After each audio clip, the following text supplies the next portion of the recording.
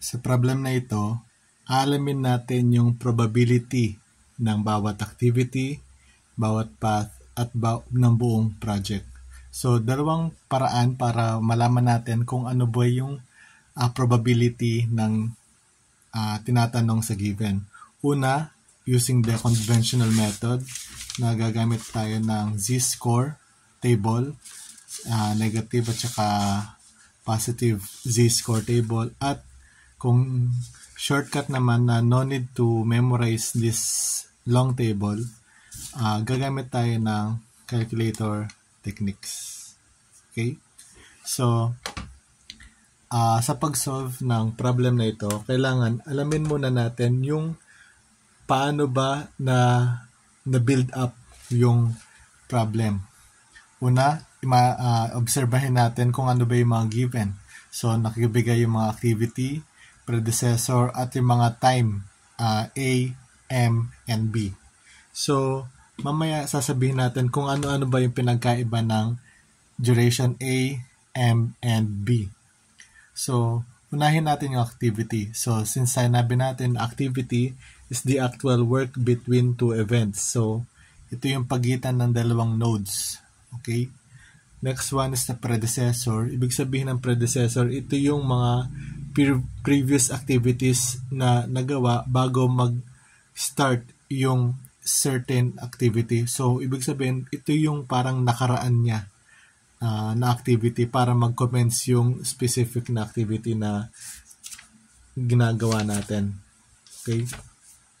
Kabaligtaran naman ng predecessor ay yung precedes. Ibig sabihin ng precedes is yung kasunod. Okay? So, para hindi malito, ang predecessor is before and precedes is after at that certain activity. Okay? Next one is yung different duration. Ang iba't iba yung mga durations na pwedeng mag-occur sa construction since yung per CPM is a continuously dapat ini-improve or na-update siya. Okay? So, meron tayong definitions bawat terms specifically on the probable time estimate. Unahin natin yung A. Yung ibig sabihin ng A, ito yung optimistic time. Optimistic time or duration.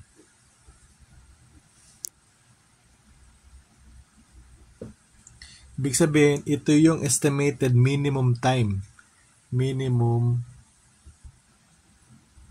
para matapos yung certain activity. And usually, dinidenote siya as letter A. Next one naman is variable M or tinatawag natin na most likely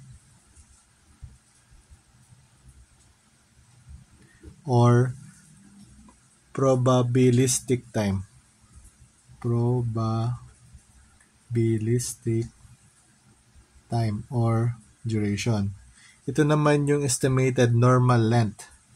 Normal time. Okay? And dinedenote siya in a symbol M. Next one would be variable B na tinatawag natin na pessimistic time.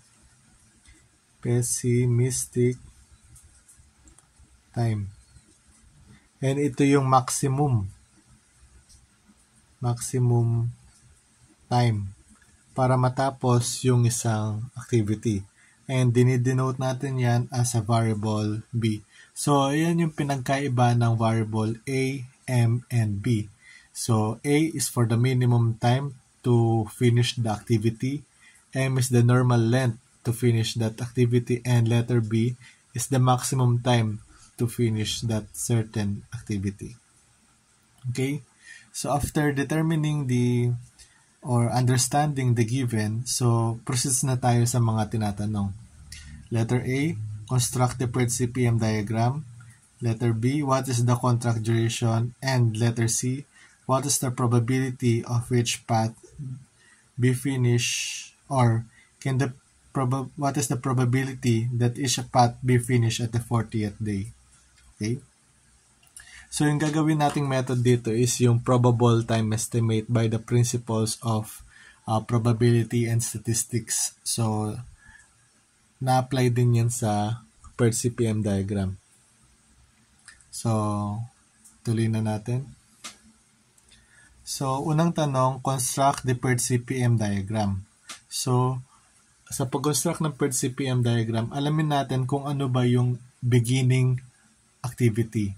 So, since by this problem, alam natin na yung activity A, ito yung umpisa dahil wala siyang predecessor, wala siyang nakaraan, kumbaga. Okay? So, umpisahan natin, mag-assume tayo ng isang node and denote natin as node 1. And sabi, activity is nag-start na. Huwag natin kakalimutan yung arrow dahil ito yung nag-designate kung saan papunta yung path na kinoconstruct natin. So, activity A, yan. Based sa given, sabi niya, activity B and C precedes by or predecessor niya is activity A. Ibig sabihin, pagkatapos daw ng activity A is doon na magsa-start si activity B and C. Okay? So, ibig sabihin, after A, mag-start na si activity B.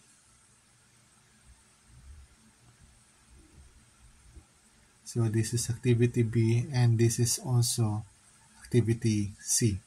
Next one, yung activity D, magsa-start daw siya after matapos ni activity B. So, therefore, dito si activity D. Okay? Next one, si activity E is predecessor niya si activity C and as well as si activity F, predecessor niya si activity C.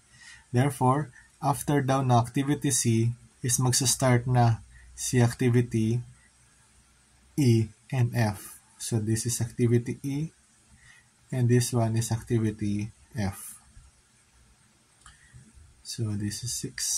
So, next one naman is activity G na ang predecessor niya is activity D and E. Ibig sabihin, after na activity D and activity E, magsa-start na si activity G. Therefore, kung ma-obserbahan natin, yung activity E is pointing siya dito sa point or node 5. Okay? Tapos, doon na magsa-start si activity G.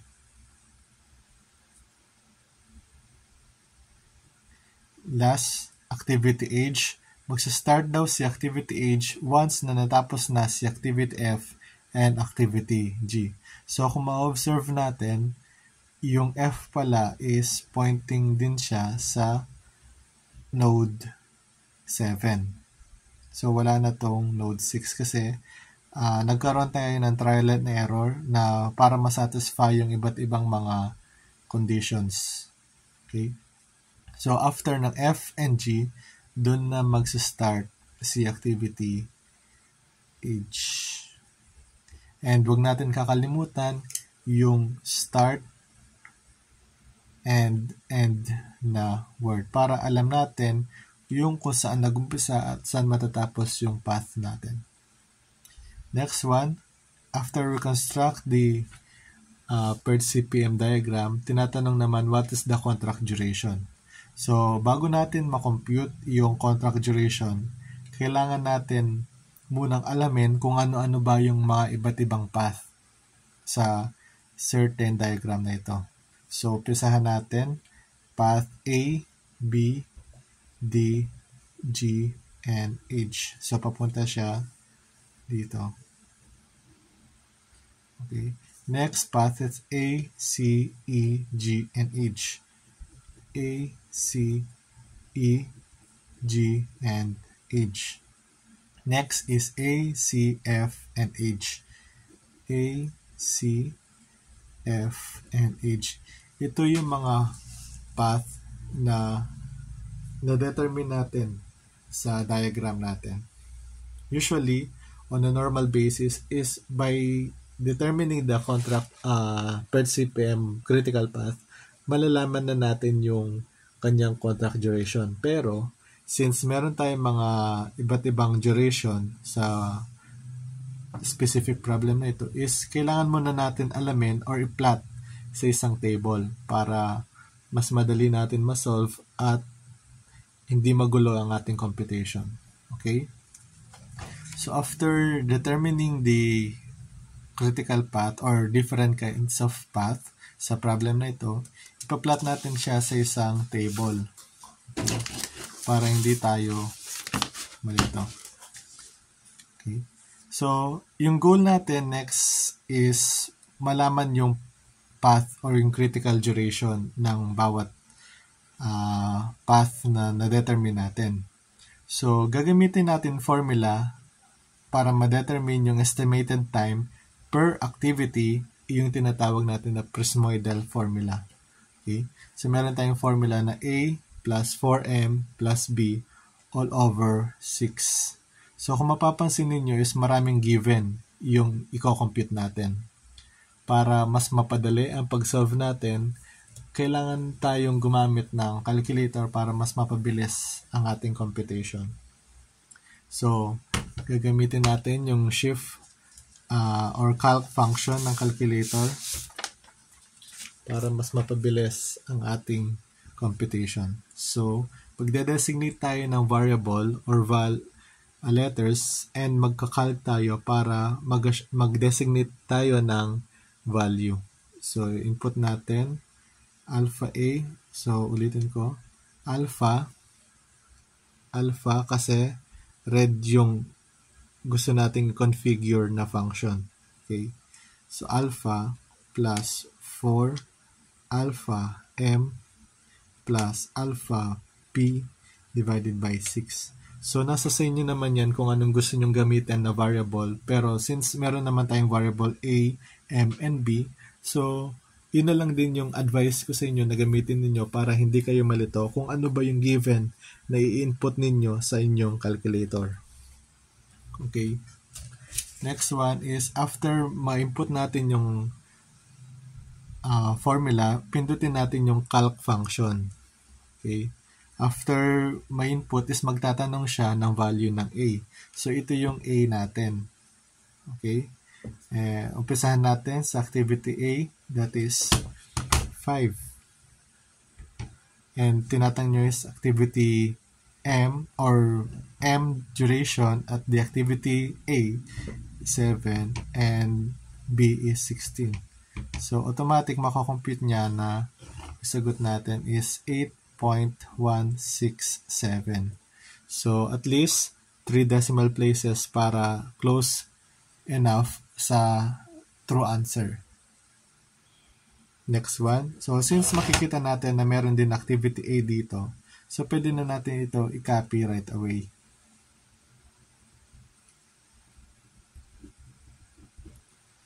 Next one is letter B. So, input lang natin. After ninyong makapag-determine ng answer is pindutin lang natin yung equal. And then magtatanong ulit siya ng value ng A. So, input na natin is 3, M is 9, and B is 17. So, ang sagot is 9.333.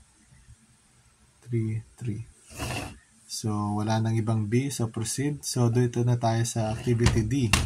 So, tinatanong niya, pindutin natin ulit yung equal sign. Tinatanong niya 7, 10, and 12. So, sagot is 9.833. So, meron pa bang D? Wala na. So, proceed tayo. Sa activity G, magtatanong ulit yan ng value ng A. That is 3, 5, and 10. So, sagot is 5.5. 5.5. So, meron tayong G dito. Ulitin natin 5.5. Next one naman is for activity H. Tinatanong ulit yung A. That is 4. M is 6 and B is 12. Sagot is 6.667. 6.7. So, meron pa tayong H dito, 6.667. And dito is 6.667. Okay.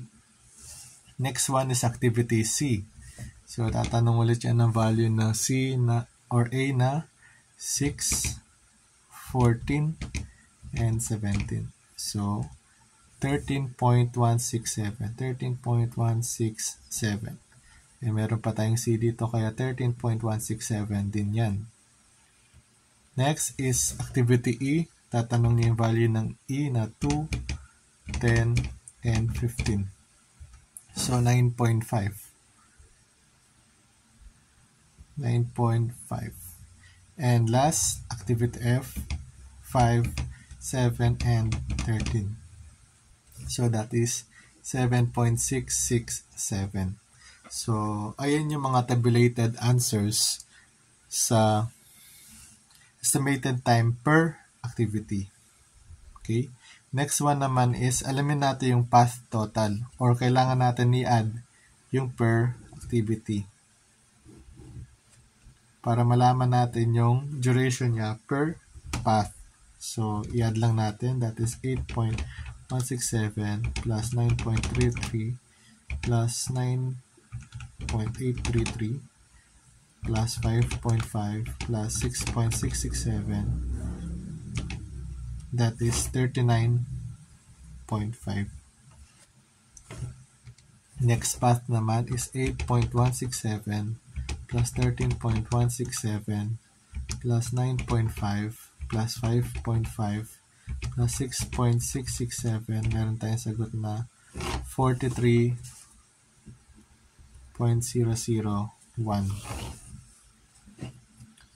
or approximately if meron tayong butal, advice ko siguro is i-round off na natin yan in the nearest integer or 44. Kasi if 43 lang yung ginamit natin, is kulang na siya.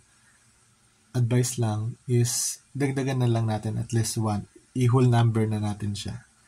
Okay? Kasi yung determine natin dito is longest duration. So if for 43 lang is medyo somehow kulang na yung contract duration. So kung ako is a-add ko na lang ng 1. Okay. Next one is 8.167 plus 13.167 plus 7.667 plus 6.667.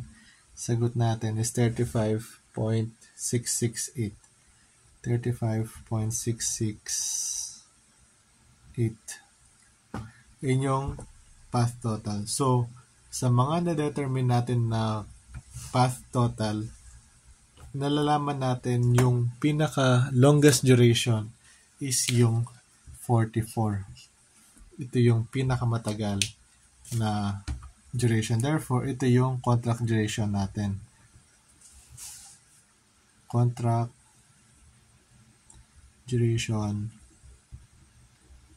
is 44 days. Okay. Alam na natin yung kanyang contract duration na letter B tinatanong sa problem. Letter C, what is the probability that each of the path be finished at the 40th day?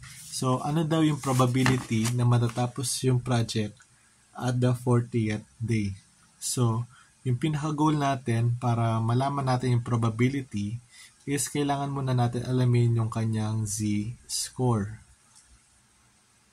Yung z-score, meron tayong formula ng z is x minus mu all over the standard deviation.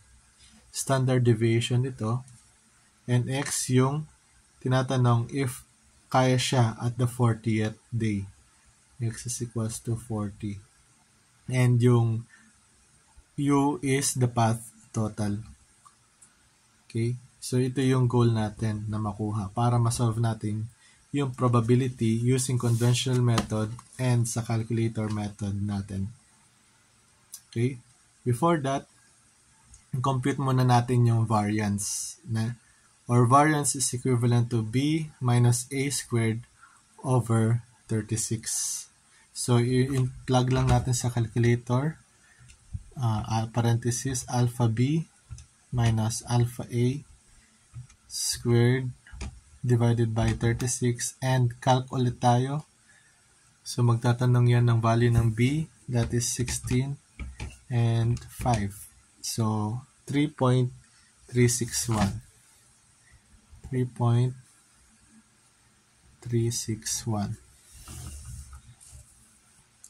So, next one is, since meron pa tayong activity A dito, 3.361 din yan. Hindi, double check natin. Okay. So, 17 and 3, 5.44. 5.444. Next is 12 and 7. 0.694. And then that is 1.361. And the activity age is 12 and 4. 1.778. So, kung input nyo lang same procedure, makakakuha tayo ng mga tabulated score na dito is tama, 3.361. Dito din 3.361. 4.694. Ito naman is 1.361 din. Ito ay 1.778. Dito naman is 3.361, 3.361, 1.778, and also 1.778. Yun yung mga tabulated values sa problem natin. Okay? Ngayon naman, alamin natin yung kanyang variance path or pag-add natin ito per path ulit. So, that is 3.361 plus 5.444 plus 0.694 plus 1.361 plus 1.778. Sa path letter A, meron tayong variance na 12.638. Next one is 3.361 plus 3.361 plus 4.694 plus 1.361 and 1.778. Sagot is 14.555.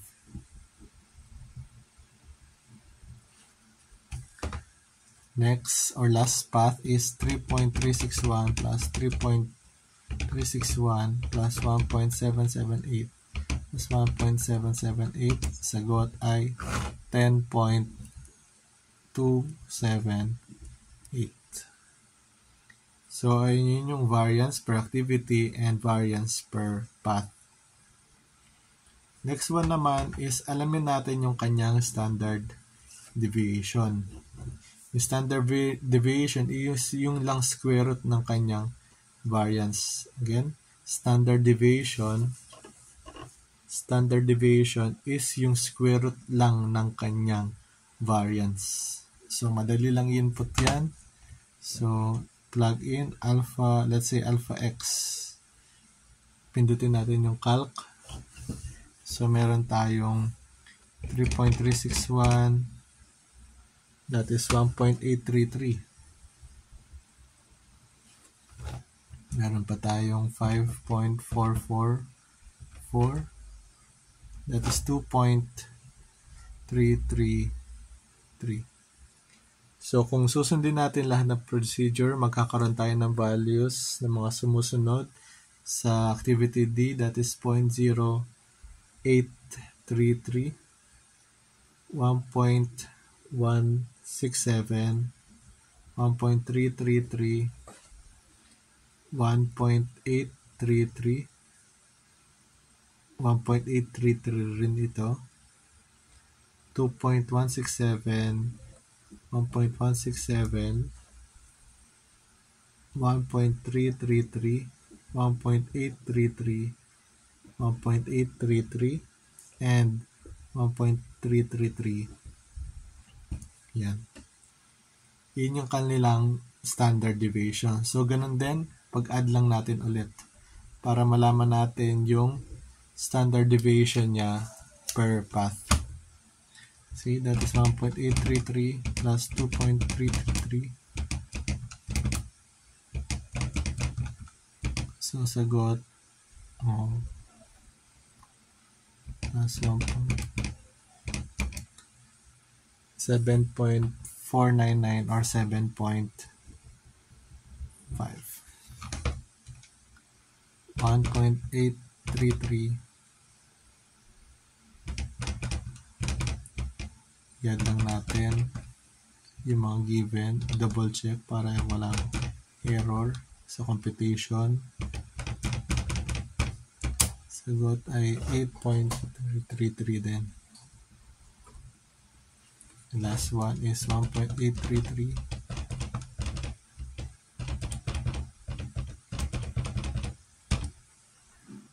Sagot ay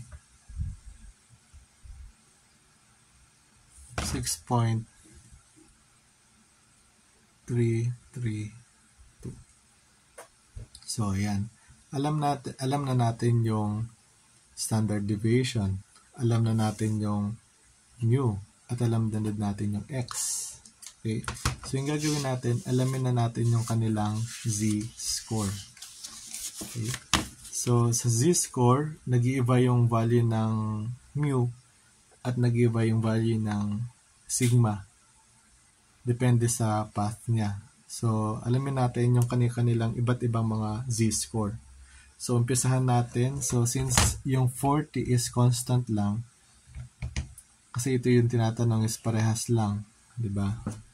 Minus yung mu, so let's say that is alpha x, and sigma is yung kanilang standard deviation, let's say that is alpha y. So, calc, that is x is 39.5 and y is 7.5. So 0.67.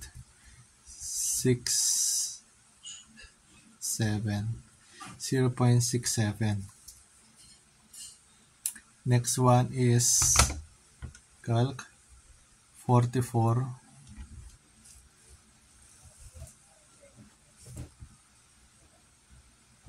Y is 8.33.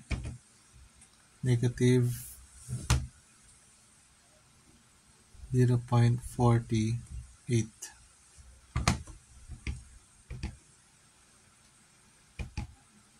So next one is 35.668 at 6.332.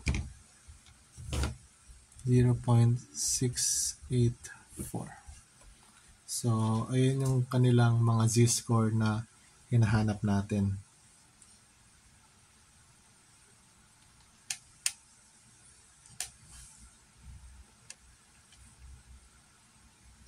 So, after nyan is, solve na natin yung kanilang probability. It's either conventional method or using calculator technique.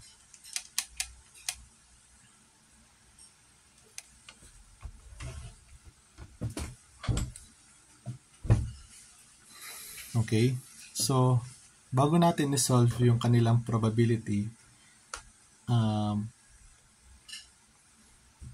pwede natin gamitin yung kanilang table, no? Yung z-score table na sinasabi natin. So, yung gagawin lang natin is i-aakma lang natin yung kanilang mga values. Okay? Halimbawa, sample lang natin tong critical path. So, yung z-score niya, z-score, at yung kanilang decimal places, ito yung kanyang z-score, at ito yung kanyang decimal places. Okay? So, yung probability daw ng path letter B or yung may z-score na negative 48 is makikita natin dito. So, this is negative 0.4. Negative 0.4.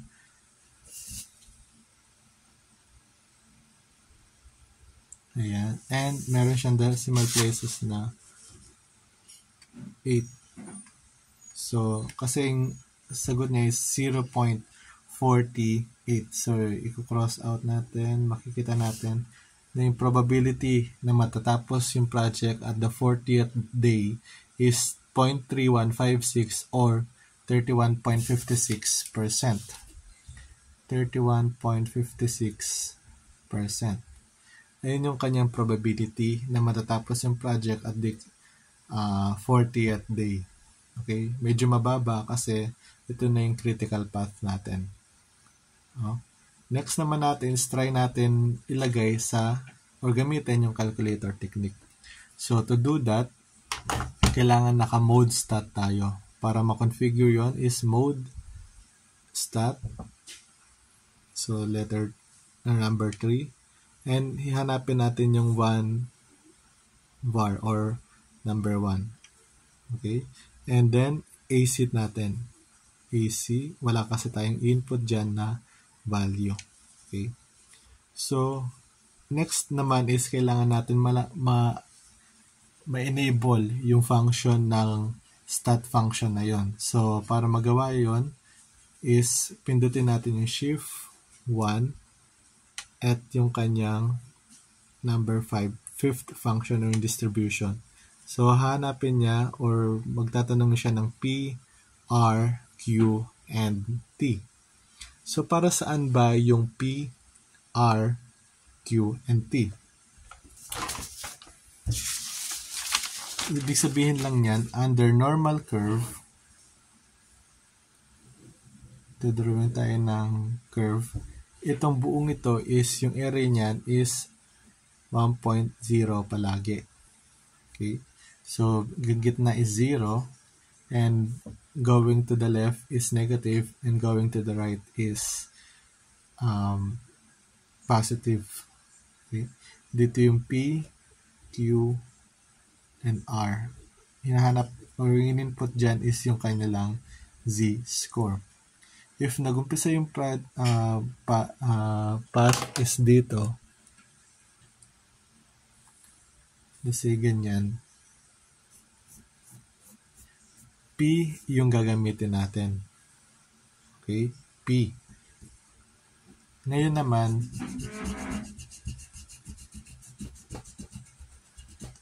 if yung tinatanong is nandito siya, R value yung gagamitin natin. Okay? Ngayon, ano namang relationship ng P and R? So, P, Z, minus 1 is R, Z, and vice versa. Kasi ito nga is, yung buong area nito is 1.0 or 100% probability. Okay? Ngayon, yung Q naman, halimbawa meron tayong ranges dito. Tinatanong. Halimbawa dito, ganyan. Ano yung ranges na to? Ano yung probability? And pwede din na ito yung naka-hatch.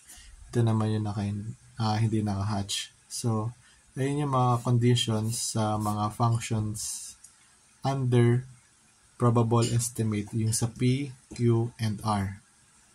Okay? So, balik tayo sa given problem. So, what is the probability that the project will finish at the 40th day under path A? So, erase muna natin ito. Palitan na natin. So, meron tayong path dito.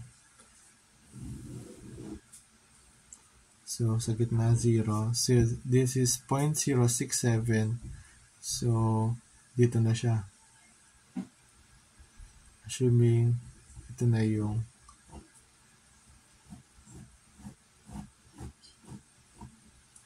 probability natin. So, gawin natin, punta tayo ulit dito. Puntahan natin yung 1. So, input natin 0.067. O yung sagot is 0.526 527 or 52.7%. Matatapos yung project o yung path A, B, D, G, and H at the 40th day. Okay? Next one naman is yung path A, C, F, and H. So, drawing ulit tayo ng normal curve.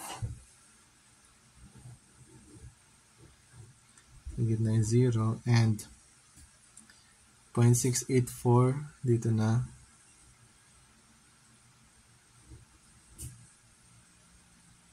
So, yung mapapansin ninyo is malapit na siya dito. So, punta na tayo dun sa Q function. Shift 1, 5, R pala, 3, that is 0.684 minus, since ito yung hinahanap natin, pwede natin gawin 1 minus R Z. So, 1 minus answer, that is 0.75 or 75.3%. So, that is 75.3%. So, ayan yung kanilang mga probability kung gaano kataas yung tsansa na matapos yung project on the specified duration. So, ganun lang mag-compute using probable time estimate sa conventional method at sa calculator technique method. Okay?